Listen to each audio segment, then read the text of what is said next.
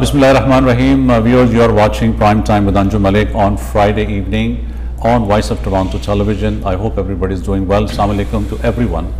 I hope everybody is doing well. नाज़रीन, आज का जो हमारा प्रोग्राम है थोड़ा सा डिफरेंट है. हमारे साथ स्टूडियो में एक गेस्ट हैं और उनसे हम बात करेंगे. He comes from the PC party, the Ford government member as an MPP. And his name is Sharif Sabawi. He is from Mississauga Iron Mills area. We will talk to him in detail, inshallah, during this program. इसके बाद हमारे साथ एक और guest हैं जो कि हमारे साथ ज्वाइन करेंगे मुस्लिम वेलफेयर कनाडा से, मोहम्मद रेहान साहब, जो कि उनके जनरल मैनेजर हैं, और उनसे हम बात करेंगे मुस्लिम वेलफेयर की जो बहुत सारे डिफरेंट इस वक्त प्रोजेक्ट चल रहे हैं उसके हवाले से उनकी जो अपडेट्स हैं वो क्या हैं. और जैसे कि आपको इल्म है कि ये we are in stage 3 now and things are improving. कोविड-19 की सिचुएशन जो है they are getting much better and a lot of people have been vaccinated. Thank you to the government, Ford government, for providing this vaccine so fast to all of us. And by virtue of that, we have been managed now that we can go to the restaurants, we can eat, we can go to the malls and all those things. But still, there is a Delta variant that is going on, and the Delta variant is very bad, and you need to be very careful when you are in the in the malls or in the wherever you go in a setting when you are meeting 50 or 100 people. You need to be very, very, very careful about that. So I hope everybody is following the precautions as been outlined by the medical officers, which you can see them every day with their press conferences. But the good thing is that the numbers are very down. They are about 100 and 130 to 140 numbers every day, which is a good thing. But inshallah, they will get better. As more people get vaccinated, things will get better, hopefully. The borders are still closed, as you all know, but I think they are about to open on the 9th of August. But we will ask our guest today if he has information on that. Obviously, he does, because he comes from the tourism industry as well, where he is a member and he's representing the hospitality and the tourism industry as well with us. We'll talk to him on that as well. If you are watching our show tonight, you are watching us on Facebook, YouTube and all IPV channels. हमारे number जो हैं screen पे हैं 905-670-4114 हमारे Studios के line के number हैं. If during the show you would like to interact with us, you want to call us, you want to share something with us, or you want to ask a question to our guest tonight at our studios, please call our studio line. You can also go on Facebook and you can follow us at Voice of Toronto TV. That is our social media handle, and same thing on the YouTube as well. We are also on the Instagram as well.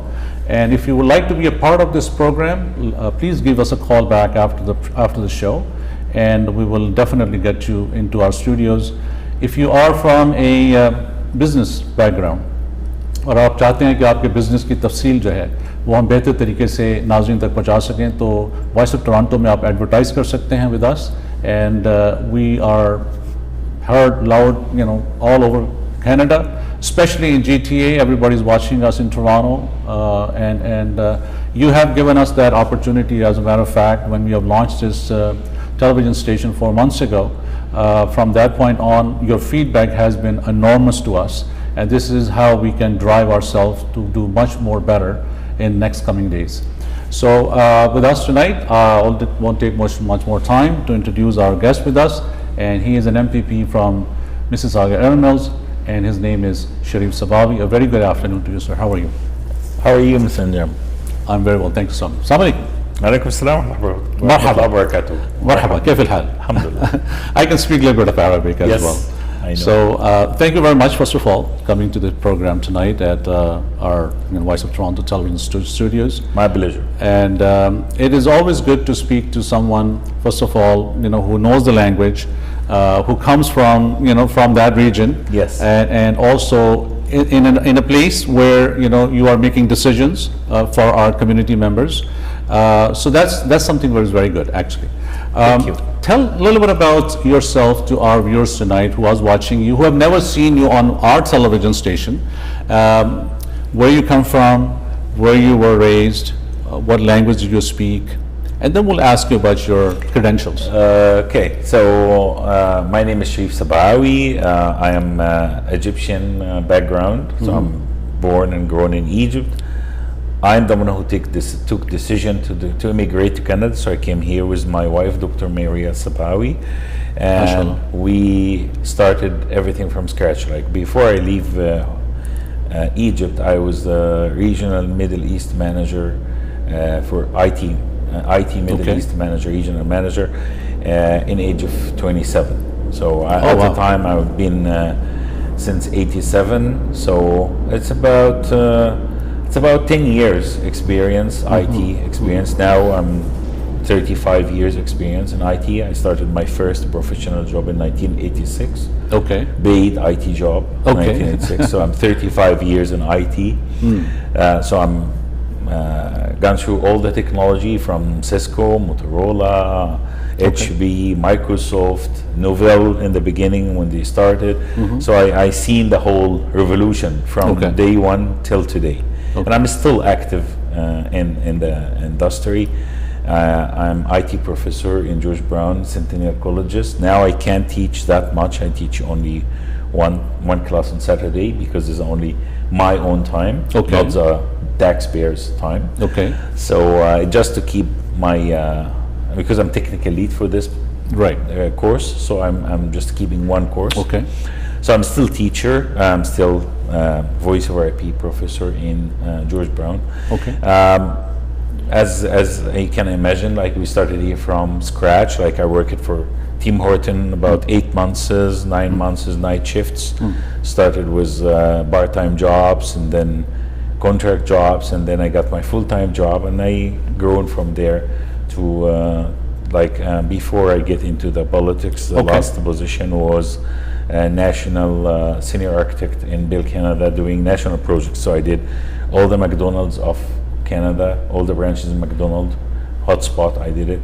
Lablos, the Ministry of Justice morgues, Okay. William Osler Hospital, we did the Wi-Fi for William Osler Hospital in Brampton. So big projects with Okay. Bill Canada. So what else? what we're going to do is that we're going to talk more in detail about Yes, your sure. achievements, what you have done in Canada, and then what brought you into politics and all that. Sure. But before we do that, we're going to go on a very short break for 1 minute, and that is for a reason that we would like our viewers to catch up. Sometimes what happens that people are driving and or they just got to their dinner tables and stuff like that. So we'll give you a couple of minutes to see some very important messages from Muslim Welfare Canada in regards to what they are doing, the projects in Canada and abroad. Please watch those couple of minutes commercials and come back to you right after that. You are watching Prime Time with Anjum Malik on Voice of Toronto Television on Friday. Thank you.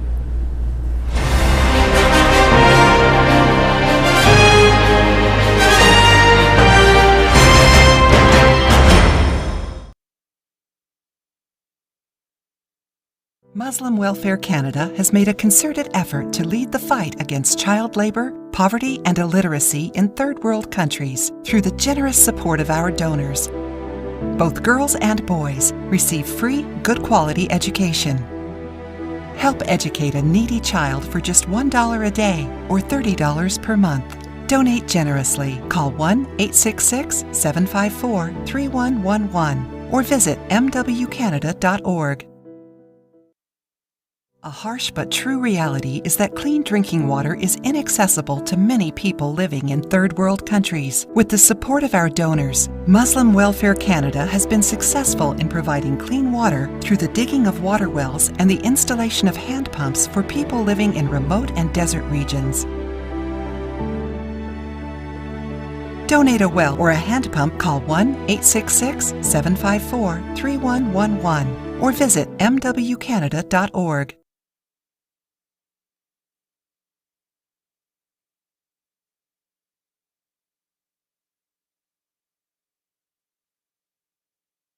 जिंदगी शम्मा की सूरत हो खुदाया मेरी।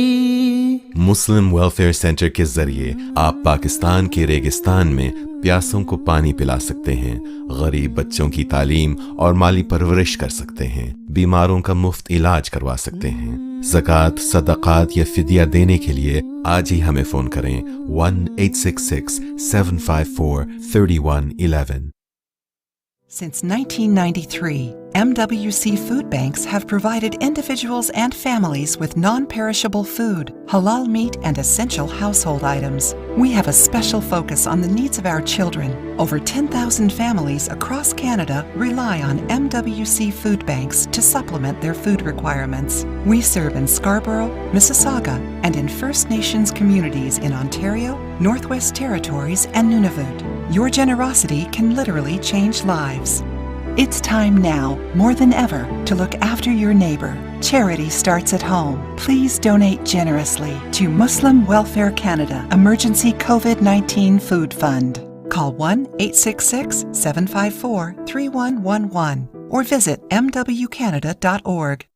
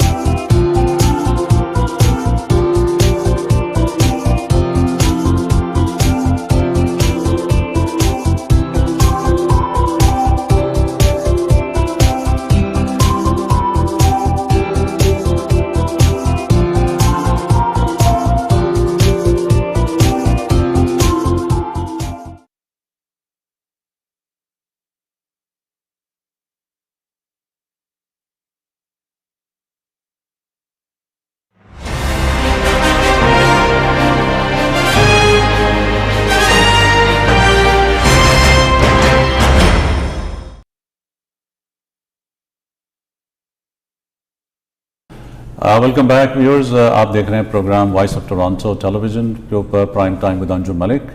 और मेरे साथ आज हैं member of provincial assembly Ford government से mister Sheref सबावी।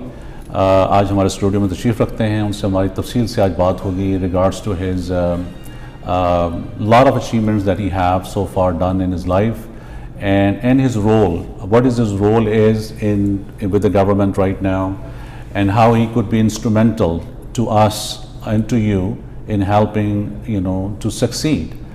So we'll ask him a lot of those information, and also we're going to ask him in regards to the re-elections that are happening within the next few months or so by June next year. How the Ford government is gearing up for that. So we'll come back to you again. Thank you again, and welcome back after the break. Thank you very much, Mr. Let's talk a little bit about you talked about your academic roles earlier before we went on a break.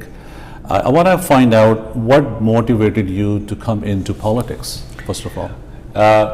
Generally, there's few kinds of politicians. So career politicians who took the politics as a career, and there is politicians who are motivated by a cause. And I'm from the other kind. Like I monitored, I got involved with politics since 1998, 1999. In Canada? In Canada. Okay. And I kind of... So how long you been here in Canada? How many years? 26 years. 26 years. Okay, that's a long time. Yeah. Okay. So since 1998, 1999, I've been more active trying to understand the system, try to make sure that there is voice for the immigrants, and specifically speaking the Egyptian immigrants. Egyptians are not very big in politics because, as you know, in the Middle East, being in politics is sometimes trouble. Okay. And if you are Coptic, like minority Christian, that's double trouble. Okay. So we have been grown up to be stay away from politics. We don't get involved in politics, and in general, nothing feel to be changing, or Okay. you can't change a lot about that. So anyway, but when we came here and I started getting a little bit active, getting involved, getting with candidates, campaigns. So from what role did you step into the politics in Canada? This is important because for people who are watching you, and especially the younger Yes. generation people who would like to come into politics, you need to guide them over. Absolutely. This is how you can. So how did you came into, and what role did you have you taken? In the beginning, it was just like attending, being part of your riding association. You attend the meetings, Okay. you start attending the discussions, understand what are we discussing, why we are discussing that, Okay. what can we do, what's the different options, what's on the table, are we able to suggest something, or we are choosing of few choices we have. So just getting involved, of course, coming from different country, that mean I don't have any idea about the system here. Okay. So it took me time to get involved and understand the process, understand the procedures and stuff like that. And slowly. So how did you decided that which party you want to go with?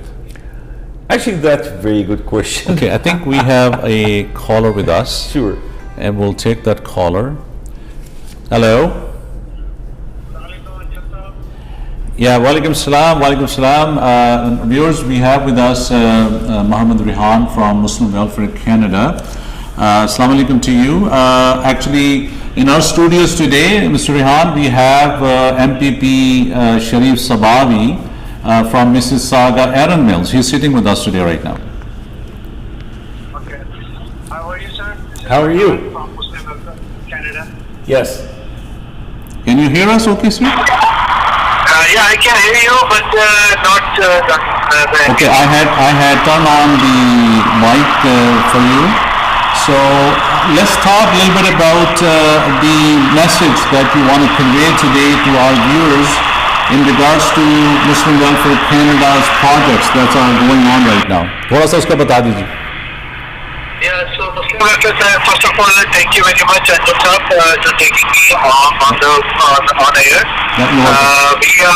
We are registered charity, Muslim Welfare Canada, almost like 28 years in GTA, and we started with Halal Food Bank in Islam, Saga as well, and then we have two more Halal Food Banks in Carmen and Iloy. And over there we are serving to the natives through our Halal Food Banks. And here in GTA we have a seniors meals on wheels service, shelter for women and children, Halal meals on wheels for homeless people living in downtown in Toronto as well as Hamilton. So, and overseas we have education service. So currently we are working on our backpack program because now the school is opening very soon. So for last 5 years we have a backpack program. So we assemble backpacks from grade kindergarten to grade 8 kids. Right. And we distribute it throughout the GTA as well as through both food banks in Calvin and Nubin. So so this project is coming up, inshallah, very soon, and hopefully we will be distributing almost like 3,000 backpacks as well. So most the sponsorship, those people who are interested to donate in this project as well. So $25 is a sponsorship of one backpack. Right. We have it. So inshallah, you're most welcome. You can visit our website mwcanada.org or like us on Facebook and Twitter and also Instagram as well. So you can get also updated information about Muslim Welfare Canada services. Okay. So this is the sorry. I know you are driving and there's थोड़ा सा distortion आ रहा है आपकी आवाज़ में, तो उसकी वजह से the voice is breaking up. So we got the message. I will put the message on to our viewers. And next week we will talk to you when you are in the office and in a better place to talk to us. Thank you very much for accommodating me because No problem. I got it. Thank you. Now, so inshallah next time we'll be in the Inshallah. office and we can have a video chat. Thank you so much. Thank you. Thank you, Anjum. Thank you. Bye bye. Bye bye. Bye bye. Viewers ये थे हमारे साथ मुस्लिम welfare Canada से मोहम्मद रिहान, और थोड़ा सा आज he was driving so the voice was not too good as it's coming out, but इनकी जो इन्फॉर्मेशन है वो हमारी वेबसाइट के ऊपर है, हमारे चैनल के ऊपर है। आप इनके कमर्शियल्स हमारे पास देखते हैं। इनके बहुत सारे प्रोजेक्ट चल रहे हैं, जिसमें कि ननोवत में प्रोजेक्ट इनके चल रहे हैं बैकपैक के। इसके साथ साथ इनके प्रोजेक्ट्स के अंदर जो हैं वो वुमेन शेल्टर्स के प्रोजेक्ट इनके चल रहे हैं मुस्लिम वेलफेयर कनाडा के। आप इनको दिल भर के सपोर्ट कीजिए इनके नंबर्स पे कॉल करके, और कोशिश करें कि अगर आप ख़त सदका खैरात कर रहे हैं और तो आप इनको ज़रूर कॉल करें, because they are doing wonderful job for the community, for humanity in Canada and abroad as well. Coming back to you, Mr. Sabawi. So we were talking in regards to what motivated you to pick up a party. Which party? Why was Conservative Party? I mean, you've been here since 26 years. Why not a Liberal? Why not NDP? What motivated you, or what were the agendas at that time that you thought that this party will be best suited for you? Well, I have to say that politics is a very dynamic thing. It is. And with a change of management in different parties, Right. the positioning of the party could change. Right. So I actually was liberal before. You were. So Okay. I was federally active on the liberal side. Okay. And that's very simple. At the time, the Liberal Party was coming close to the immigrants, trying to... So did you serve as a member of No, parliament? Okay. no. Okay. I was active in the Liberal Party. Okay, you were active in the Liberal I Party. ran nomination one time. I see. And I thought at the time that the Liberal were more closer to the immigrant, closer to my nature Correct. and the people nature. Correct. But when it comes to provincially, I think the different agendas were totally different, and the Liberals Right. were too much leaning towards the left, and the Okay. conservative, progressive conservatives came to the same exact. Like, I didn't change my positioning. I think the parties shifted their position, I kind see. of thing. So I found it more suitable to what I believe and I can fight for. Okay. In education, in health, in business, especially that our community, I'm talking about the Arab Right. community, 90% of the community is professionals, doctors, True. pharmacists, engineers, Highly educated people. academia. Yeah. So those are the middle class, high upper middle class Yeah. kind of layer, and they are all into this tax brackets and Yeah. promoting business and promoting profession and stuff like that. So let's talk about, and this is for our viewers who are watching it tonight. The whole idea of having you here, first of all, is to get to know you, get to know your party more inside, what's going on, but on the other contact of it, it is to educate Absolutely. our viewership. So if somebody is watching you today, a young guy, 30, 35-year-old, and never thought about politics, what is your message to those people of that age? Very simple. Like, you could look in politics as theories, like political theories. But here in Canada, especially in the municipal and the provincial level, Yeah. it actually touches your life day in, day out. And I can talk to the new grads of doctors, the new grads of teachers, and new grads of different universities, and we can talk about the topics which the government did to help them, or the vice versa. We can listen to them and see what the challenges they are having and try to make this happen so that helps them. So politics here is touching our lives very closely, and there is all the mechanisms to help you to have a voice, all the mechanisms to help you to make a difference. And that's what I thought. I can make a difference. Can I ask you a question? Can you have a voice without an agency in Absolutely. Canada? You can? Yeah, of course. Like, I receive emails day in, day out, Okay. and I call the constituents. I discuss with them, and sometimes I convince them, because majority of time the amount of knowledge is not there. So I'm looking to a very focal point why we don't do this, like one item, because that's my interest. But when I speak, I start speaking about this item and the broader picture and the bigger picture. As a government, I have to look into everything from different angles of view, not only one focal point, which is a personal interest. Okay. Let's touch base a little bit about your role currently. We people now know you are an MPP.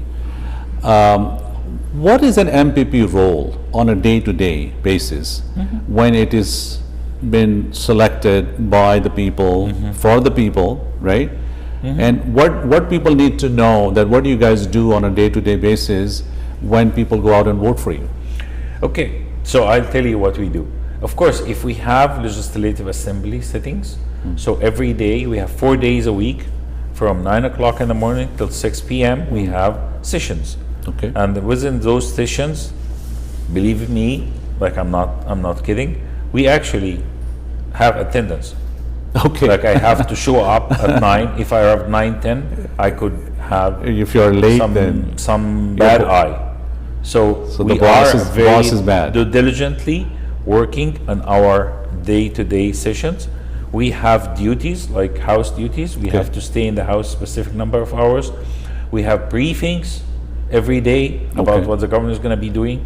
So we can start a briefing 7 o'clock in the morning because 9 o'clock the session will start. So we're starting our sessions briefing at 7. Okay. After 6, before COVID, we have briefing from groups. So we can have doctors one day coming after 6 to sit with us in the Parliament building in a most probably like a cocktail session or like a sitting Right. session to tell us about a problem. Optometrists, pharmacists, Chicken Ontario, Farmers Ontario. Okay. Every day, every single day, we have either events. So you touch different We are listening. businesses We are and trying to lives. understand what's the challenge. So they are coming to the Parliament, putting this sitting up, like booking an appointment and getting all the MPPs to come, Yeah. or individually sometimes, to discuss a So specific what issue. was the most hardest part during the past 15 months during this pandemic in the role you are in, and especially what do you do there? What industry had suffered the most? In my opinion, my ministry, the heritage, sports, tourism, and culture industries suffered, like the businesses under this four verticals suffered a lot. Hospitality, like hotels, when you lock down, Yeah. there's no hotels. When you lock the borders, there's no tourism. When you stop the leagues and the trainings and the races and stuff, there's no sports. So I've been doing the programs for a long time during Yeah. this COVID when it started, and this is a notion what comes from people who are watching you guys governing the province every day.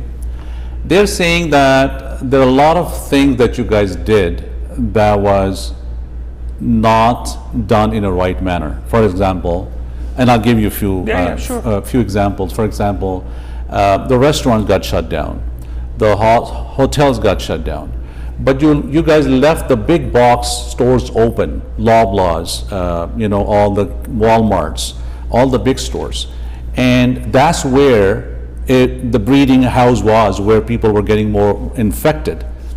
Why was the reason that I wouldn't argue about the statistics, but it's fine. Okay, Aye. but why that was not discussed, which were discussed quite a bit later on in the months that the Premier had shut down, certain big box stores, but to limit it to certain things only.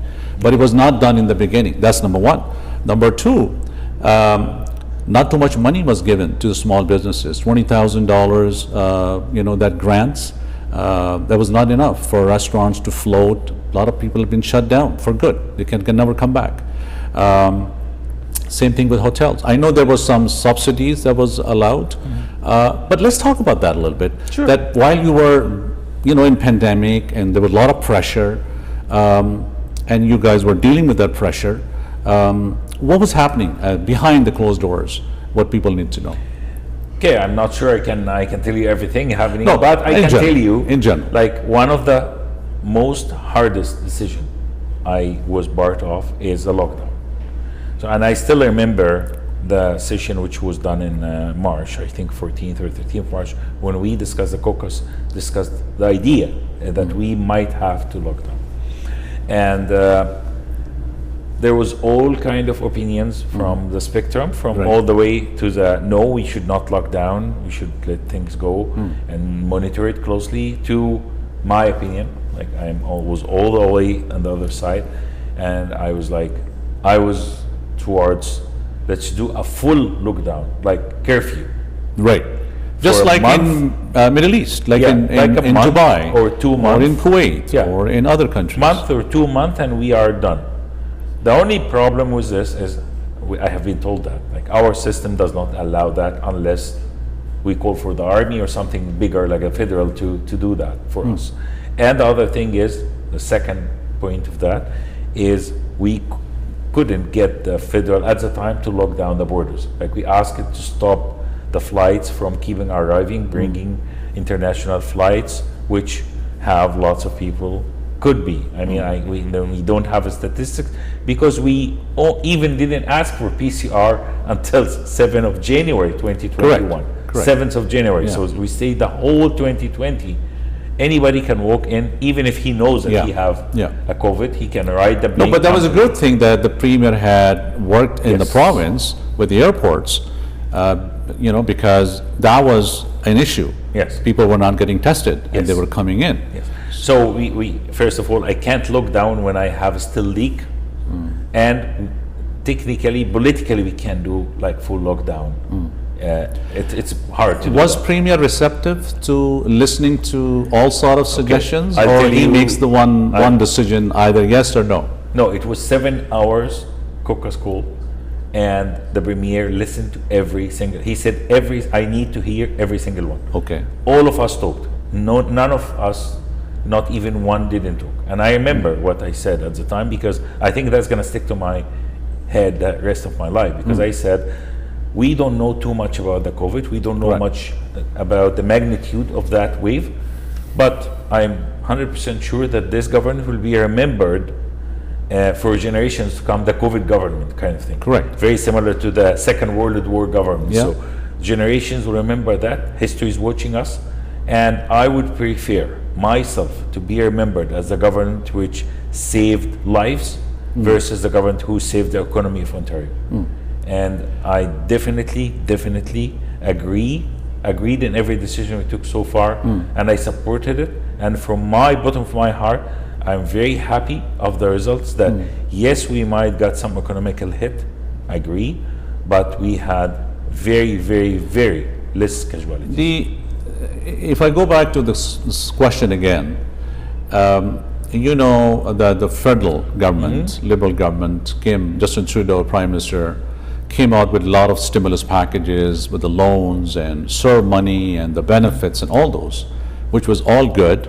No other countries that I know had done so much of rolling Yes. of money. Agreed. But when it came down to province, people had different reaction to it. They said the government have a lot of billions of dollars. They are sitting on it. They are not giving it to the businesses. They are not giving it to the businesses that are hard hit by this COVID. And I know that some of my friends who are in business, small restaurants, they had to shut it down. They couldn't afford because the rents were so high, and initially the rents were collected by the landlords, not by Yes, the but individuals. Again, let me tell you, the 75% package for the rent, which we give to all the tenants, Yeah, like they would carry 25%, landlord carry 25%, and we pay the 50%.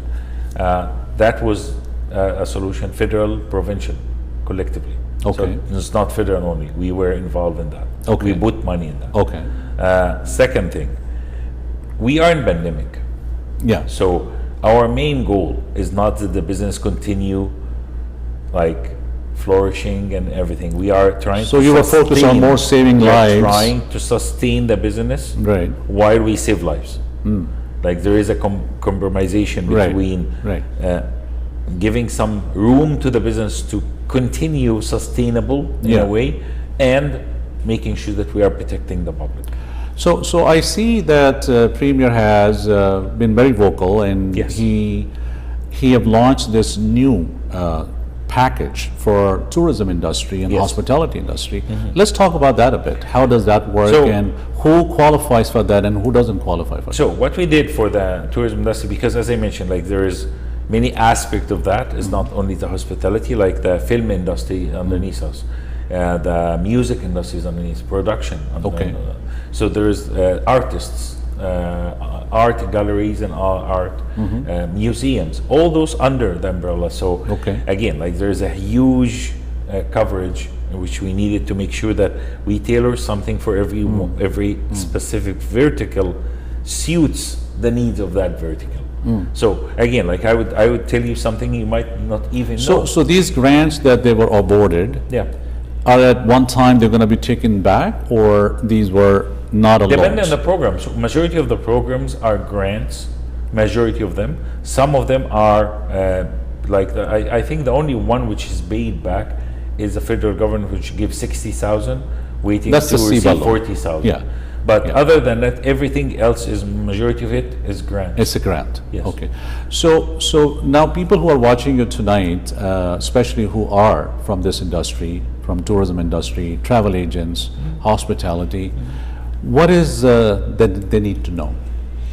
Okay, what they need to know is, we have put some money to make sure that any procedures for sanitizing, PPEs, all kind of stuff they need to get their industry Okay. going back, we are supporting that. There's money for this. Okay. All the festivity which they are going to do after we open, which again, like we didn't have any of the festivals we used to have and any of the big events we used to have, they are back, and we give them through the Reconnect Ontario lots of grants. We announced it yesterday, about 50 million for festivities and different big events. Sports. Which normally happens in Toronto during the summer. Yes, Okay. it is before it was Celebrate Ontario, Okay. which was many festivals apply and get money, but Okay. there was no festivity, so this money we redistributed again, and we're using it to help reopening Ontario and getting back to our regular To bring activities, those festivities and everything. happening again. Because festivals Yeah. bring people, Correct. and people spend money, so it Yeah. actually helps the Yeah, the hotels, yeah, the so restaurants. like all something of I was those. going to say that maybe a lot of viewers and you don't know the information I'm going to tell you, that Ministry of Heritage, Sports, Tourism and Culture Industries, Yeah. but contribution to the GDP of Ontario is $75 billion. That's bigger than forestry, agriculture, Yeah. and mining together. Oh, right. So 75 billion. 75 billion Wow. a year. Oh, wow. So That's a big that's number. in between movies which come to Toronto, Yeah. to workers who are going to work in this contracts and high end industry like music production, albums production, gaming industry now in underneath us, entertainment. So what is going to happen now? We are in stage 3 of the plan that Premier had rolled out, which worked pretty well, like 21 days apart, and it brought the infection rate pretty low. People are getting more vaccinated. Children are getting vaccinated. Youth is getting vaccinated. So what is the plan now you guys have? God forbid, with this new Delta variant, I had a doctor who came in, Dr. Naveed Mohammed, who's the CEO of Oslo Medical Center, probably you know him. He was on my show and he did talk about that this Delta variant is very deadly and its spread is 8 times more than the A virus. So God forbid if something happens of that nature, what is the plan already in place that you guys have? Okay. First of all, I would like to say that there is no plans for another lockdown because there's rumors that we're going to lock down in September. There is nothing hard-coded that we are going to lock down in September. But in the same time, we don't know what's going to happen by September. If the numbers worldwide start going up, if the numbers in Ontario start going up, I just need to explain something about please, closing. please. Lots of people think that we as a government lock down.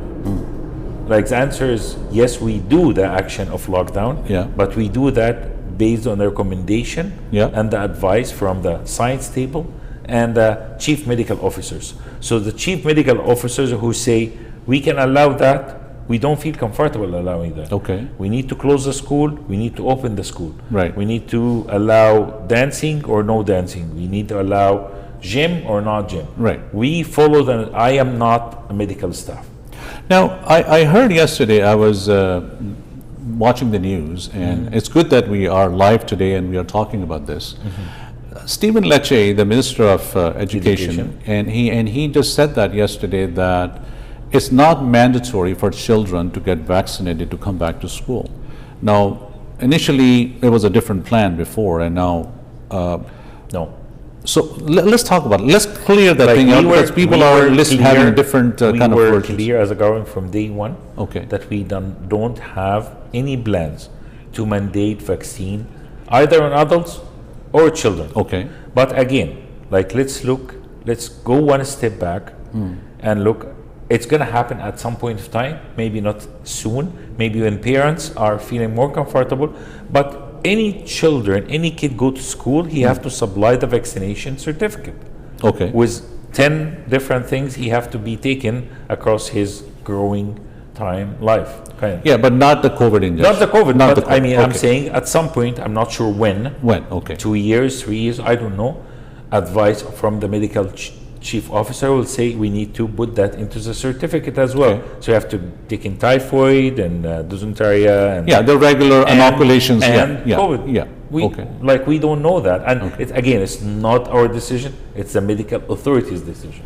So they are suggesting that children, when they return back to school in September, they are okay. They're not mandatory to be Yes. vaccinated. But again, like as I mentioned, Okay. like there was no at any point of time discussion even about mandatory vaccinating. Okay. But we are leaving that for the specific professions. So, for example, I can give you a good example about that. If you have a company and your company BSWs are taking care elderly, and you are afraid that your staff pick COVID or transmit COVID to your profession, I'm not mandating that as a government. Okay. But if the employer said, I have insurance and I have this and I have that, and I will mandate this, this is up to him.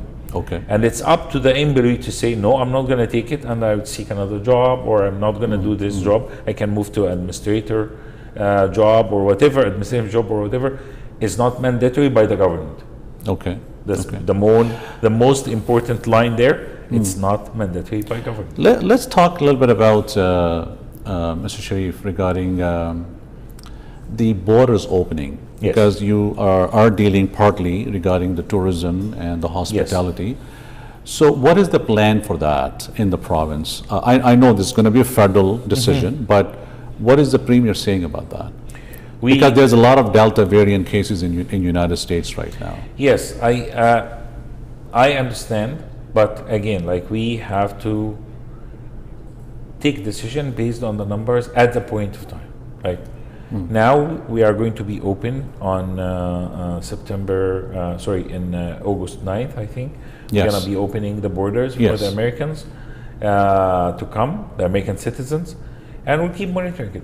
So, international will be open 7th of September.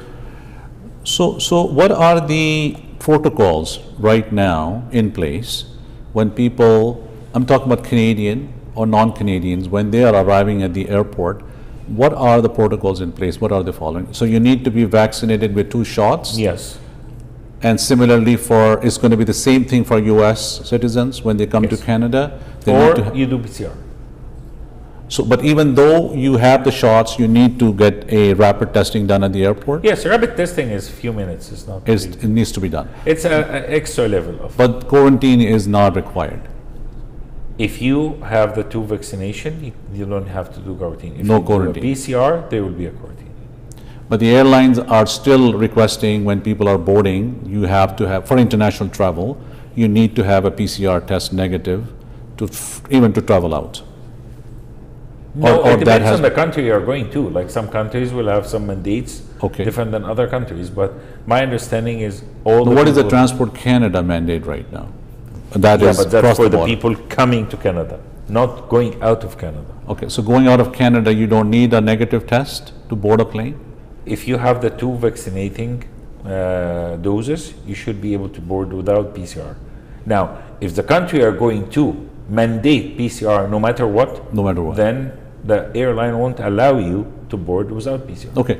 I'm going to come back to that question in regards to Premier's discussion on the vaccine passports. Let's put a little light on that. Okay. What is in the works right now? Okay. We print out the vaccination the confirmation, the slip. Yeah, which I you have get. I have them too. Yes. Yeah. So this slip is proof that you take the second vaccine and some information about the vaccine.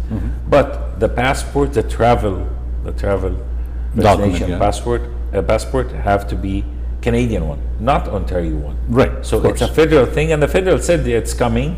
They are a little bit slow in addressing it, but they said it's coming. So yes, there will be a vaccination passport for traveling outside Canada. Right. But we are going there's no plans yet, as of yet, until the moment, to issue anything to be used locally here in Ontario. So are you aware that people who are carrying these double vaccination slips, are they acceptable in Europe when people are traveling and there's no problem for Canadians to turn back on? Some countries having some issue with the QP, like the barcode. Okay. Like for example, Egypt mandating the barcode. Okay. So now with this slip you can't ride, but with PCR, like you'll have if you can't have, if the vaccine passport is not available, you will get a PCR done. Okay. Now, as soon as the federal government come up with the vaccination passport, I hope to have a QP, because internationally it become kind of de facto of the industry to scan. That will collect the information quickly. Okay.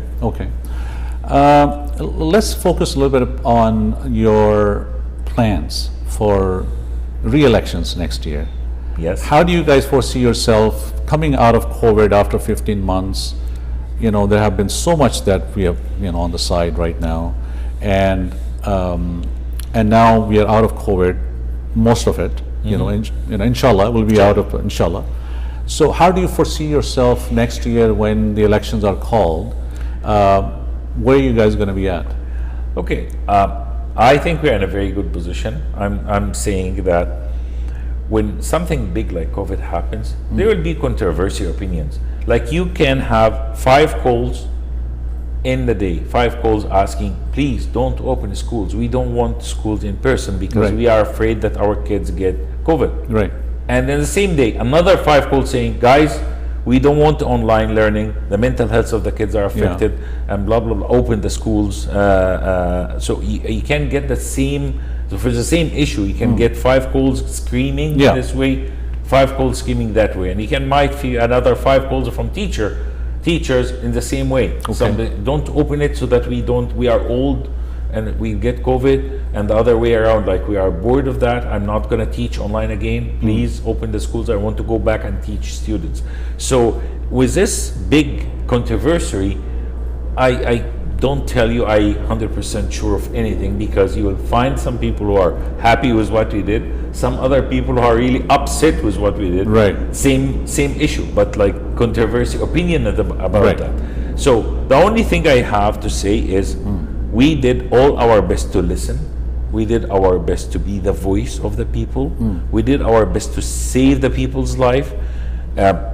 Spend money into sustaining the business, spending money now to open Ontario to stimulate the business and get the business kicking again and working as the engine of the business to start going. And we added a lot of things like Spirit Ontario, which basically inspiring companies to come with innovations, and we'll support them because that will benefit Ontario. We came up with Made in Ontario. We need to make sure that Ontario is back to its position as the economical vehicle of Canada, and we'll do that, and we are in the track to do that. Opening jobs just before the COVID, we had shortage of 200,000 jobs we can't fulfill. Imagine that we have, like, jobs need people, not people looking for jobs. So we were in the right track. We got hit with COVID. Hopefully we'll go back to our track again. And at the end of the day, we'll continue working. We'll continue talking to the people. We'll continue canvassing, we'll continue knocking doors, we'll continue meeting businesses and ask them what their challenges are, and we'll continue trying to solve those issues. Okay, okay. But, well, at least you have approach. You know what the vision is, where Yes. you're going with that. One of the very important questions that always brought to my attention, during our programs, is the housing problem in this province. I know you are not a minister or a secretary or parliamentary assistant for the housing sector, but obviously your colleagues are, and you sit them on the table. It is so hard for a younger generation, or even people to buy houses, not even younger generation, for people who are been here in Canada 10, 15, 20 years. It's very, very hard right now to buy a house. What sort of plans are there? I had an NDP, Andrea Horwath, on my show, and I asked her, and she said, Andrew, my plan is that when we come back here, we're going to have government is going to put in the money for people to buy homes, and then they can pay back, when they sell their homes. So they have different kind of plans going. What do people tell you? There's no cap on the builders. They can sell a house for $300,000 or $700,000 for the same house. Is the Premier listening to these problems and is he coming up with some sort of a plan that what could be done for people to afford housing here? Okay, let's divide the problem into few different building blocks. Like when you look into the cost of building, the cost of the materials, the cost of the fuel to transport the material, right? The carbon tax, all that kind of stuff is adding burdens on the builders. The cost of building is getting high. Okay. The land price is getting so expensive now because it's getting less and less into the But then the populated government areas. should come up with some subsidized housing plans where people can afford to buy a home. Yes, there's subsidized plan, but how many people you can subsidize? Like you can't build so- subsidizing. Like we can't say subsidize Ontario. Like, No, it's true. But again, on that notion, Yes. the builders should be given some sort of a rule that for that much square footage of a house, you can't charge people no, that much money. You can't price. This is open market. Like I can't tell him. You Well, that's can't sell why it people. more than that. That's why people cannot afford to buy a house. Yes, That's what the problem is. Yeah, okay, I understand. Sharif, but I'm we sorry are- to say that, but Yes. it is the fact. 100%, I agree. Even a with guy who makes maybe $80,000-$90,000 cannot buy a home right now. Yes, like when I came to Canada, I enjoyed a program called First Home Buyer Program, which loaned me enough money to Right. get my down payment. Okay. And I think we can work on something close to that. That's what I because wanted to know. That's Yeah. something can be discounted from your RSB, Yeah. discounted from your tax, or can be taxed every year like $1,000 or $2,000 to pay it off. That mechanism maybe can be done. But looking into, no, we can't tell the builder you can't make more than 30% profit into this, or tell me what's the cost of the building, and don't do that. And I really hear the two sides of the story. Like when you talk to a tenant, he's telling you that the landlord don't want to give me a break into the Yeah, but Mr. rent. Sharif, if you look at 3 years you go back 3 years, the condo market in downtown, like they were selling $500 per square feet. I'm just giving you an Yeah. example. I Today the same is $1,100-$1,200. It's like multiplied 4 times. My ask for you: what do you expect from the government? Like how far the government can interact with the market and control the market? This is against the open trade and open market concept, which is again like this is conservative ideology. We believe in the private business. It can aspire and flourish and do their job in the economy. Can't do everything by government. Like we can't go as a government interfere with the market. And believe me, every single time the government stepped in and tried to hard control something, it ends up with lots of side effects which not was foreseen at the time we decided on that, and become a disaster. I can tell you like the story when you talk to a tenant, they tell you that the landlord don't want to give me a break. When you go talk to the landlord they say, I am paying the mortgage every month. The bank don't want to give me a break, and now the guy don't want to pay, and it will take me 6-7 months to get him out.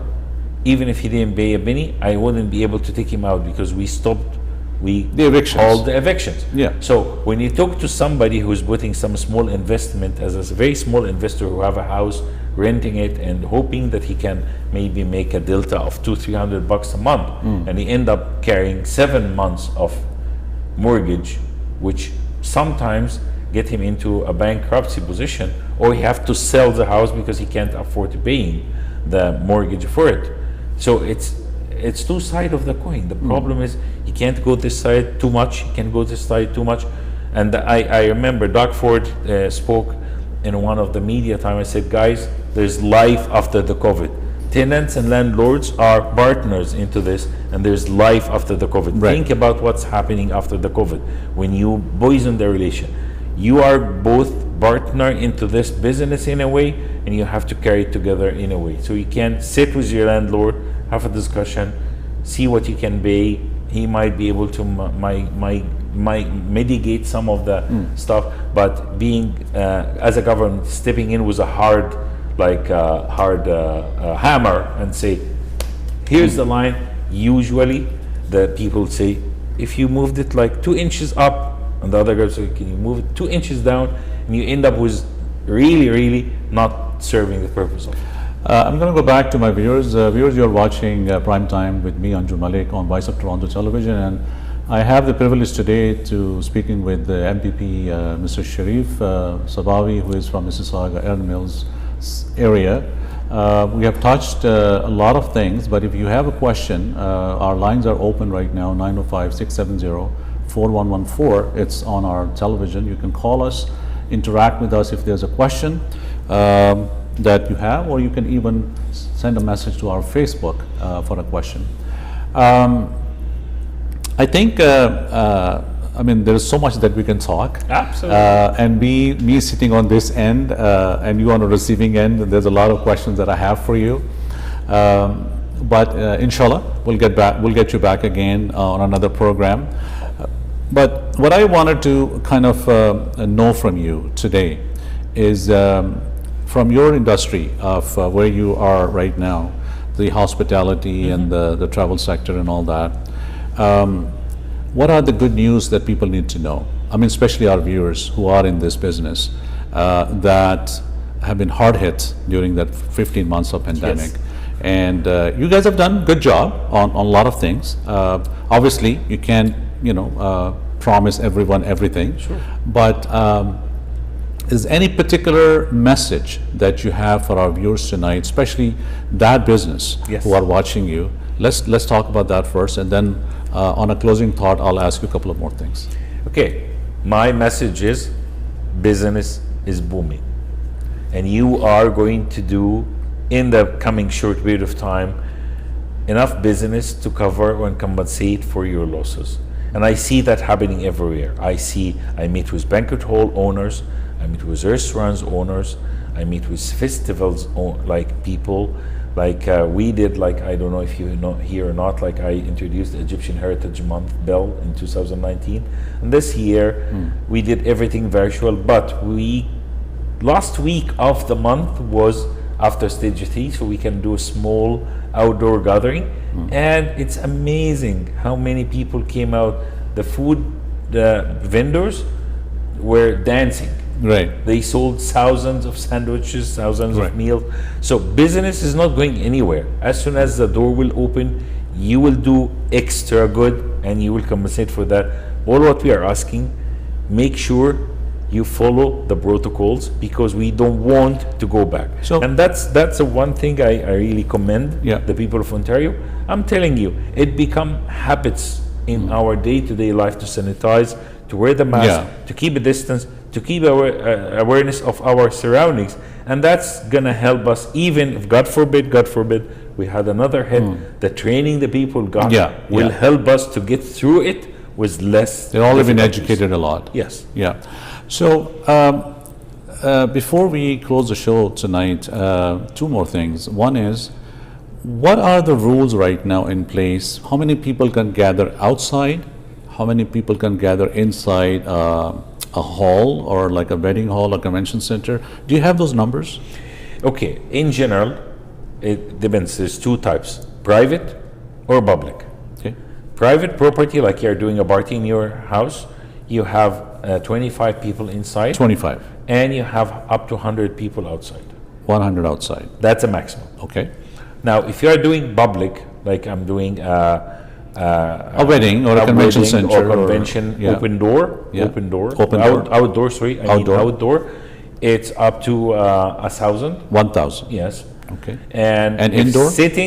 If sitting tables can go out higher than that, I think go to 5,000. If they Okay. are in tables, like you're not moving. On the table settings. Yeah, table sitting. No buffets. No So buffets. you don't touch the food that have to be served, so that like we try to sanitize that the food is protected in a way. Indoors for restaurants now is depending on keeping the distances. So they have to line their tables in a way that they keep 6 foot from every direction. We are allowing up to 5 people not from the same cohort to sit in the same table. Okay. Okay. If the same cohort, any number, like if those people live in the same house, 10 people, 12 people, No they worries. can, They can sit sit. together, no Okay. problem. But from a different households, Yeah, people from- who you don't know, yeah, up to 5. up to 5 people. Yes. Okay. What's else? So 25 inside the home, 100 outside on the same gathering, outdoor 1,000 to 5,000, and in the convention centers and the wedding halls, the sitting is up to 1,000. You just said that. The no buffets still allowed. It's all, as a matter of fact, on Natalia's wedding, it was a sit-down dinner. Yes. And I want to just go on. I just just realized that I should on air I would say, Natalia, have a blessed life, Manny, and both of you. It was an amazing wedding that we enjoyed it so much. Thank you so much. You danced so well. It was amazing. Yes. Okay, so that's that. And another note before we call off tonight is if somebody is watching you tonight and he wants to become a member, what are the rules for Member of someone to Parliament become a or member? No, to become a member of to join your party, for Yes. example. Actually, joining the party is as easy. Like go to the OntarioPC.ca and join the party. Contact your office, your local MPP office, and ask them if they need your help. If you want to volunteer, we would love to have your help. If you want to have just even observer, like we don't want to do any duties, but you want to come and observe what we do, help in something, we are open to that. I, from time to time, especially for youth, I do the Politics 101, like I kind of teach a little bit about the system. Okay. We are accepting volunteers, youth internship, youth hours. We sign hours for youth who like to join us in the office to watch what we are doing, understand something about the system. Okay. We love to see more young people getting Are you going to involved. be offering more seats to South Asian community in the coming elections? As liberals are, nominating a lot of new members. Yes, but I mean, I know I it's don't pretty, know. it's pretty Like, diverse. I'm not the one who decide that, so I can't Okay. tell you. But I can see that, especially our government, this conservative government, I think this is the most diverse conservative government came to Ontario in the history of Ontario. So we have Korean descent, we have Russian, we have Polish, we have Armenian, we have Yeah. Egyptian. Like I'm the first elected Egyptian in the history of Canada in any parliamentary in Canada. Yeah. One last question before we let you go tonight, and that is, very close to my heart, and Yes. that is systemic racism and Islamophobia. We see number of cases rise in this province a lot in the last several months. A lot of things have happened, as you are aware, in London, Yes. Ontario, in Toronto. What is Premier's take on that? We already took some actions about Islamophobia in schools, in education, in bullying. Like Stephen Lecce did put some money into the education to make sure that anti-racism, anti-Islamophobia is part of the awareness in the schools. But again, like what I need to say here is, as a Coptic Christian Egyptian who have been raised in a country as a minority, I can understand the difference between odd cases or like persons who have some hate of some sort, Yeah. and the systematic. When I say systematic, like built in the system. Exactly. So fortunately, I can say that, and I heartily saying that there's nothing in the system in Canada which can be referred to as systematic racism. And that's where we choose Canada for. Correct. I came to Canada as an open country for freedom of religion, freedom of speech. Absolutely. You know, this is one of the biggest Canadian value attract people to come That to we Canada. adhere, yeah, that we Many adhere as people, Canadians. thousands of people here came to Canada because Right. they are escaping racism, discrimination in their countries, and Correct. they came choose here. So nobody will accept that. I was one of the few people who standed immediately against that because I know it. I know it firsthand. I know living in fear what means. Absolutely. In 2010, I was in the list of the hit list of Al Qaeda. So I know in every corner that I could lose my life. Yeah. And I know how to live in fear, what that means. But the good news is we are standing in solidarity. We are united. And hate doesn't have a religion. No. You know that 2 weeks ago, there is an Egyptian church got burned in Yes, Surrey, yes. Vancouver. So hate doesn't have a religion. Hate is hate, period. Absolutely. So we have to stand united. We have to stand beside each other because there is no place for hate in Canada. Mr. Sabawi, I really appreciate your time. It was a wonderful interaction, conversation that we had with you tonight on this this show. Anything you want to say before we go tonight on your camera to our viewers? I That's your want to message. thank you very much. I want to thank Voice of Toronto TV, and I hope that there will be other interactions where I can say more about what I want to say. I have lots of them to say, but I definitely am happy to be here today. Thank you very much for that. I hope that people who have any question, have any concerns, please reach out to us. I'm accessible. Like, I think half of Toronto have my cell phone number. Correct. I'm not kidding. Like, if you go on Google, search it, you'll find it. It's available everywhere. So I try as my best to answer questions, to help people, even if it's not in my capacity, it's not in my jurisdiction. I try my best to either direct them, guide them to the right route, or if I can solve and help solving, I will do. The second thing is, Canada is us, is all of us. So please stand for your values, stand for your for the Canadian values. We need to keep Canada, Canada we love, Canada we choose, Canada who I came to 26 years ago. And I would definitely, when I took that decision, I'm thankful to God every day. I thank Canada for all what He did for me. I thank the people of Ontario, of Erin Mills, who put their support, their trust in me. And I'm telling that, and I'm 100% sure, I did all what I can do to be their voice. Irrelevant. Sometimes you can steer the direction. Sometimes you fail to steer the direction. But what I promised was to be their voice, and I did. In all cases. Thank you. Thank you for your service, sir. Thank you for being here, and thank you for do what you do every day. Thank you. God protect you, and we'll get you back again. Thank you. नाज़रीन, ये थे हमारे साथ शरीफ सबावी, और आज हमने कोशिश की बहुत सारी चीज़ों को हमने टच किया. I hope it come up to some benefit. अपना ख्याल रखिए. इंशाल्लाह come back to you next week इंशाल्लाह again with another exciting episode of prime time with Anjum Malik. और जब तक अपना ख्याल रखें. A very good evening and very good night, and thank you for watching Voice of Toronto Television. Bye-bye.